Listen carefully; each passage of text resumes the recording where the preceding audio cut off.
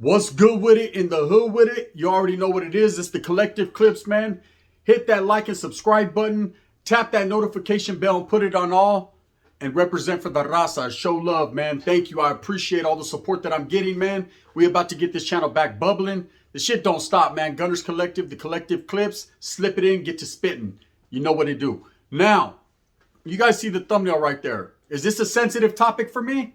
Not really. But what it is a real one. You know, a lot of people have been asking me lately, Gun, what's your take on the interview that Big Boxer did on the Insider channel? And first and foremost, I want to say, make sure that you tap into that interview. It was well thought out. It was well spoken on. It was a very good interview. The right questions were asked by the right person to give you the right answers. So, you know, I can't hate on Big Box, man, whatsoever. You know, I know back in the days, man, there was no love lost, right? It was a bitter rivalry at its finest, I guess. There was words spoken back and forth, but nothing derogatory to the point where was very disrespectful. I respect Big Boxer, man. I respect his keen mind, his intelligence, how he eloquently puts out what he says, how it's well thought out. I can't hate on the man. So anyway, someone got at me and they're like, hey, can you give us your reaction to it? Well, my reaction is simple, and it's just this. You know, Boxer knows how to tell a story. He knows how to tell and speak on a narrative, man. He knows how to eloquently tell a story and put it there so that way you can see it in your mind. The Vato is well thought out, but you don't achieve the level and the status that he did in the organization that he did without having some brain power, without being that one, right? You know, I remember hearing Big Boxer's name when I was on the streets, and he was always looked at as a big homie. There was a mystique about Big Boxer, and I'm not jockeying Big Box, and I'm not here to pump it up. I'm just keeping it real on what was really going on at them times. It was spoken on, I think, at the time that I knew it was hearing about his name. He was out there in Salas functioning, doing his thing, you know, leading the way and the march for the Norteño movement and for what he had going on. You know, this guy right here, a lot of people might have their opinion based on how his story ended up. But like I tell you, everybody has a story. It's not about the ending or the beginning. It's usually about everything in the middle and how you get to that certain point. Now, I remember, you know, hearing Big Boxer's name and thinking, man, one day, maybe I might run into this guy, or maybe one day, you know, I'll have the ability to sit down and listen to him and hear him speak his mind. We've had plenty of phone conversations. He's gotten in my ear. That Vato used to call me all the time. Hey, man, check it out, man, right? The fuck you do a video on that, man? I was going to do a video on that, man, right? Still dictating shit. Still having a grip and grasp on, hey, homie, this is what it is and this is what it ain't. And I heard him out. And I always kept it respectful because the point in my life where I came to and what I achieved with my status as far as the Norteño movement was never on a level that he was on. Now, I understand we're grown men, and men will be men. And that, hey, just because you were somebody or something once upon a time doesn't mean you're more man than me. I understand that. But at the end of the day, the type of person I was and the love that I had for the Norteño movement and the cause and for the big group and organization, I will say that I respected him. And I continue to respect him as a man. You know, his story is written in his book, Paradigm Media News. Or Paradigm, A Broken Paradigm. Excuse me. Paradigm Media News is his channel. Make sure that you subscribe and show him some support. The guy is well-spoken, man, and he tells it like it is, cut and dry. And that's what is looked at, and that is what's looked to for a leader. You don't want a leader that's going to fucking sugarcoat, add preservatives, bullshit you, run around the block one time, butt naked. You know what I mean? We're streaking. You don't want all that. You want someone who's going to cut and dry, tell you the fucking way it is and the way it isn't. And that's just how Big Box has always done it. You know, I watched this interview. I sat back and I paid attention to it. And I listened to the story he told, and I knew it to be true. One thing about Big Boxer is he doesn't have to lie or speak on things that he doesn't know about. You know, a lot of people in YouTube tend to get a bad name and tend to get a bad reputation for telling stories that people believe not to be true. And the reason they believe them not to be true and they seem so outlandish is because they didn't live that life according to the life that we lived. Now, Boxer lived it prior to me, and I guess he lived it a little bit more harder. I'm not here to sit here and say that I was doing the things he was doing. I was doing me. and I was doing what encompassed my life and what I had to do and what was presented to my table. But this Vato was on a different level. He was the big homie. He was that one. He was rock star status. He had that name, that reputation. You don't get the name Big Boxer because you're a slouch, or because you're not good with these, or because you're not good with this. He was more good with this than anything. You know, I've had a lot of chance to speak with NF members or past Nuestra Familia members. I've had a lot of capabilities and abilities to sit down and speak to a lot of Nuestra Raza members, a lot of Norteños and young Northerners. And everyone plays their part into this big scheme of things, to this big puzzle. You know, even nowadays with what's going on, I still chop it up with very limited few and kind of hear their stories and hear what's going on. And we all have lived that life. No one will understand the life of a Norteño and what it takes to strive unless you're doing that, have done that, or continue to do. That's just how it is. Now with Big Boxer, you know, I listened to this interview and I can't tell you that it was bullshit. I can't sit here and tell you and ridicule it and say that he wasn't speaking on things that were righteous, because they're his stories, Holmes. He's going to tell them. You have to listen, get entertained, and they're merely just for that. But he's giving game. He's letting you know what it is. Now, I know the reputation precedes itself. I know a lot of people like to hate and talk shit and say, well, at the end of the day, this Vato fell off, or this Vato did this, or this Vato did that. But everybody, like Big Boxer told me before, everybody has things that, are very undesirable or unbecoming in their nature. Sometimes when you're faced with an obstacle or a hard situation, that's when you have to say and see what you're going to do. See, nobody knows what they're going to do. You could talk a good one. Talk about, oh, I'll never tell on no one, or I'll never give up the ghost, or I'll never turn my back on the group or the organization or my barrio. But then when push comes to shove, like Tyson says, Holmes, everybody is cool until they get socked in their fucking mascara, right? That's when you find out. And it doesn't make you less of a man. It just means you're not that man anymore. You're not fighting for that struggle and that cause. Now, for Boxer to sit down and do an interview like this was very odd and rare. You know, I never thought I'd see the day that he did that.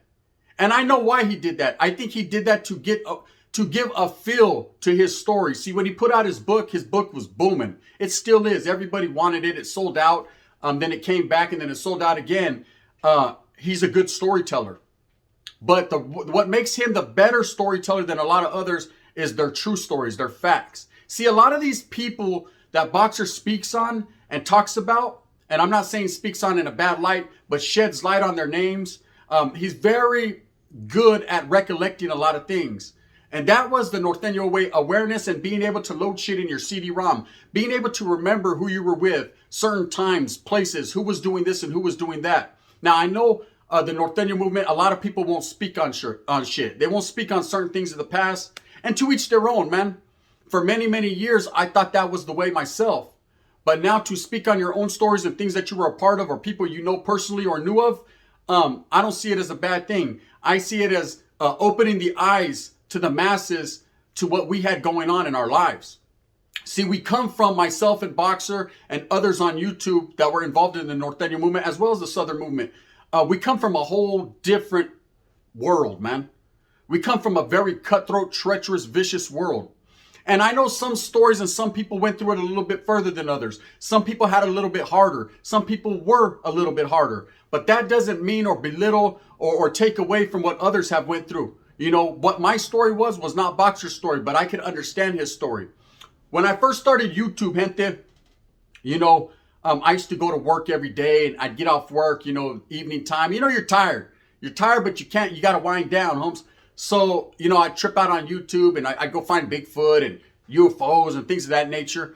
And Boxer popped up. And the way he told his stories, I couldn't wait every day to get off work to hear the next chapter of his book.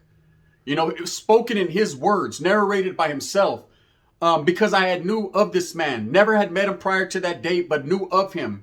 And a lot of the people he spoke on or talked about in his book, I knew personally, had willings and dealings, broke bread, sat at the same table with, did time with, knew as they were kids, you know. A lot of these guys that he said and talked about, I could identify. I could say absolutely those were truths. I knew the nature of their character. I knew how they fucking carried themselves. I knew how the Norteños proceeded. I knew a lot of the procedures, the bonds, the way things were going, the way the program was going at that time. This Vato went through a lot, man. He went through the gladiator wars in Corcoran. You know, he went through setting up regiments on the streets. It's not an easy task. It's not an easy thing to do. You got to understand, when you're indoctrinated and you become a Norteño soldado for the Norteño cause, I don't know what they're calling it nowadays, but back then you were considered a B. When you were fucking brought into that, you know, you were trusted with being a maestro, with educating the people and setting down foundations and setting up programs. Things like setting up regiments on the streets. Things like going on the yard and establishing and setting up a COC for the homies. Establishing a casa, a household. You know, weeding out the bad and embracing the good. Canalismo at its finest. That's what it was all about. That's what I strive for, and that's what boxers strive for. Now, at the end of the day, when I watched this interview, I had nothing bad to say, and I have nothing bad to say about Big Boxer. We don't see eye to eye all the time. We no longer conversate behind the scenes. He's went his way, and I've went my way. I know people like to pump it up and like to cause dissension or division within what we have going on here on YouTube, but it's just YouTube. That's it. And at the end of the day, man, I respect that man. Now, of course, I'm not going to sit here and say everything he's done in his life is a big basket of fruit, homes, and it's not ripe. I'm going to say, you know, that's that man's story, and he tells it good.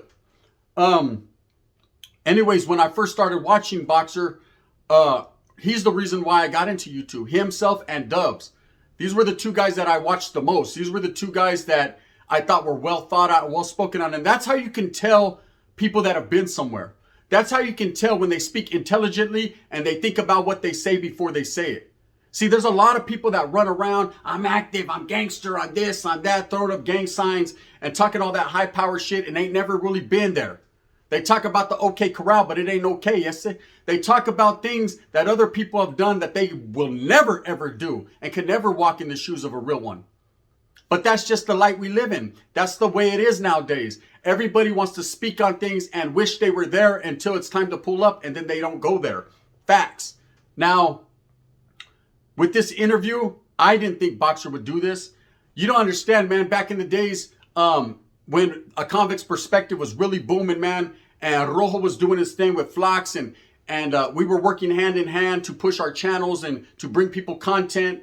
We all used to get at each other behind the scenes and try to help one another, you know, with topics and whatever the case may be, thumbnails. And I don't know how many thumbnails I made for Flacco and all these guys.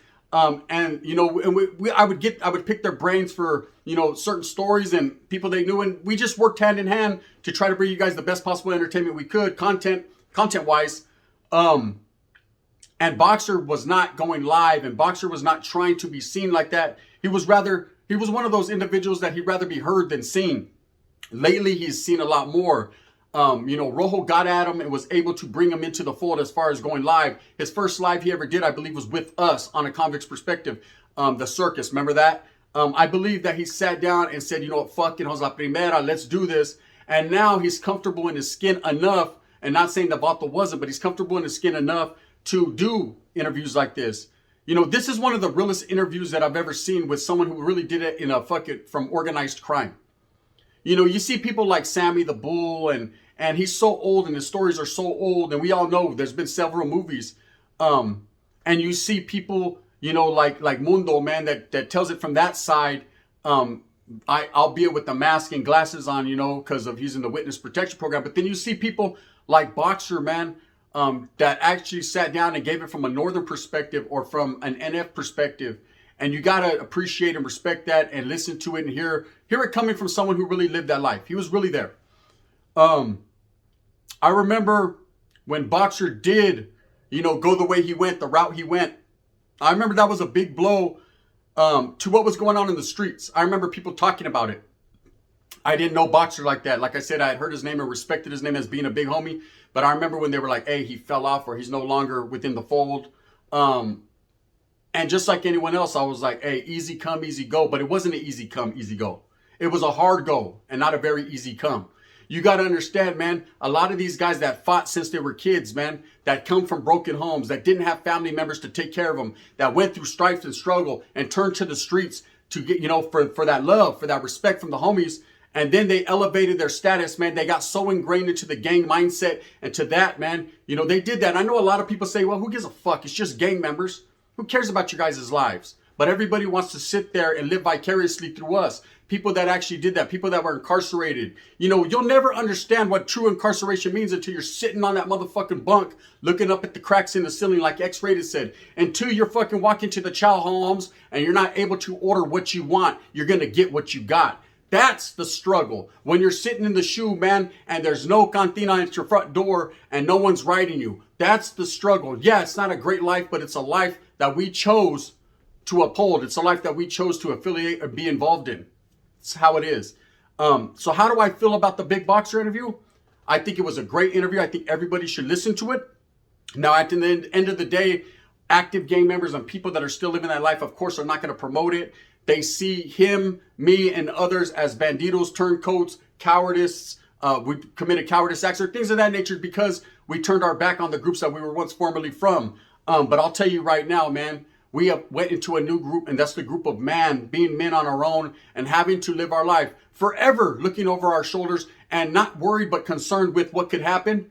But you know what? That is the price that you have to pay when you're doing what you does. You know, when you live that life and you're no longer involved in it. I'm not here to sugarcoat it and act like I'm an active gang member and I promote that, because I don't. What I promote is unity for the raza. And what I'm saying as a brown man, to see a brown man actually sit down and tell a true, factual, actual story, well, that's a great thing, Holmes. That shows that he's taking that next step, that step into overcoming them obstacles and them demons of what he once was, man, and becoming a fucking well-versed man in every aspect. Anyway, so that's my take on it. I think that it was good. I think you should go turn in and tap into it. And then his channel, you know, every Raza channel. I don't know how many fucking times I got to promote these channels. I get hated on from every angle. People that I promote and I try to help out and I say, hey, go tap in, go show them love and respect, hate on me. But that's just the way it is, man. I'm hated on, but slightly faded on. And the reason why is because I don't give a fuck and I tell it just the way it is, man. I don't try to disrespect anyone, but people are going to respect what I say too when I say it. This is the gun, man. That's facts. Anyways, shout out to Big Box, man, Paradigm Media. Make sure you go tap in. Like I said, everything that his life encompassed and everything that he said was truths and facts. I stamped that because I fucking heard about it or synced it. This is the gun. With that being said, I hope that you move smooth with a purpose and get everything that you want coming. Thumbs up or thumbs down. See, Heavy's going to be the fucking head that wears the crown. And I'm going to continue to strive and struggle, strive for what I believe in. And that's speaking my mind in a real way. Whether you hate me or you love me. Hated or love it, the gun, Lokes on top, homie. And I'm going to shine until your heart stops. Bang, bang.